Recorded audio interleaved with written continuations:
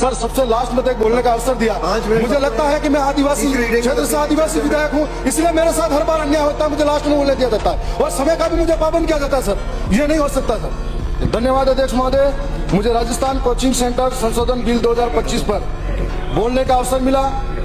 क्योंकि मैं नौजवान हूँ, मैंने बेरोजगारी की पीड़ा देखी है और बेरोजगारी की पीड़ा सही है।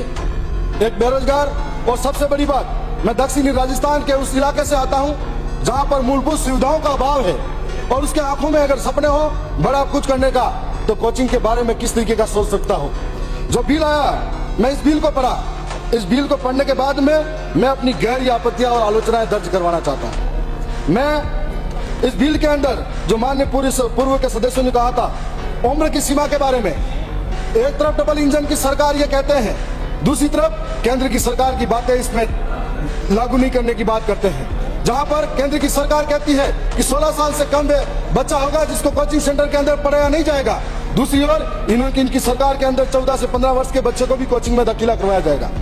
ऐसे बच्चे जो इस अपने आप को समझ नहीं पा रहे हैं, वो भी अगर कोचिंग में जाएंगे तो उनकी मानसिक दबाव कितना हो सकता है, ये सोचने और विचार करने की बात है। दूसरी ओर जहां पर जुर्माने की बात थी, तो जुर्माने की बात थी, पिछले ड्राफ्ट में उल्लेखन था कि 2 लाख से अधिक जुर्माना वसूल किया जाएगा, लेकिन इस बिल में, संशोधित बिल में इसे घटाकर मात्र 50,000 जुर्माना किया गया। प्रश्न यह है कि क्या इतने बड़े कोचिंग उद्योग जो कोटा में हर साल सालाना 60,000 करोड़ रुपए कमाते हैं, वो 50,000 जुर्माना आसानी से दे पाएगा कि नहीं दे पाएगा। सवाल यह है, जो छूट के प्रावधान थे, पहले 50 से अधिक छात्रों वाले कोचिंग संस्थान पंजीकरण के दायरे में थे, अब 100 से अधिक छात्रों के कोचिंग वाले पंजीकरण के दायरे में आ गए हैं। तो ये इसका सीधा मतलब है कि सैकड़ों छोटे छोटे कोचिंग सेंटर जहां नियमों का सबसे बड़ा उल्लंघन होता है, वे पूरी तरह से इन कानून के बाहर हो जाएंगे। और राज्य सरकार ने कोचिंग संस्थानों से मिलकर बड़ी ही चालाकी से साथ बड़े और छोटे कोचिंग संस्थानों से 100 से कम छात्रों का पंजीकरण कराया।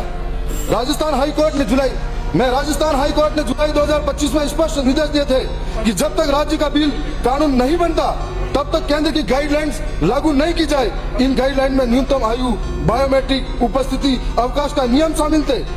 लेकिन आज हम देख रहे हैं कि सरकार ने खुद ही उम्र सीमा हटा दी, बायोमेट्रिक और छुट्टी जैसे प्रावधान गायब कर दिए।